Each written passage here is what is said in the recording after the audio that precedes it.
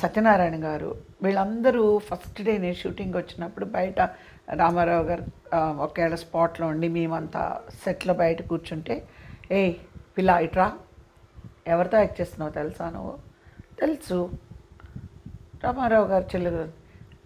ఏదైనా మా దగ్గర ఉన్నట్టు ఈ అంత కోతి వేషాలు వేసావు అనుకో అంతే ఆయన దగ్గర. అంటే నేనన్నాను, నేను మీ దగ్గర ఏం కోతి వేషాలు వేశాను అంటే నువ్వు జోకులు వేస్తావు కదా, అక్కడంతా నువ్వు నవ్వడానికి లేదు, ఆయన ముందు నువ్వు కూర్చోకూడదు అంటే ప్రిపేర్ అనమాట. కావాలని నన్ను ఏడ్పించడం కోసం రామారావు గారు ముందు అంటే నేను భయపడిపోతాను, ఊరికే సెట్లో ఏడ్పించడం అనమాట.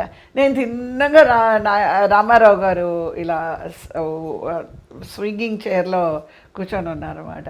వెళ్ళి నమస్కారం పెట్టి కాళ్ళకు దండం పెట్టుకొని అలాగే నిలబడ్డాను ఆయన ముందు.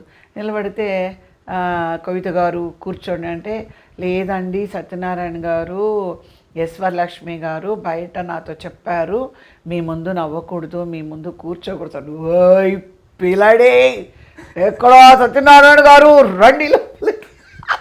ఆ రోజు నుంచి ఏమైపోయింది, బాబోయ్ ఈ పిల్ల దగ్గర మనం ఏమి మాట్లాడకూడదు అని చెప్పి ఇంకా తర్వాత నన్ను ఏడిపించలేదన్నమాట.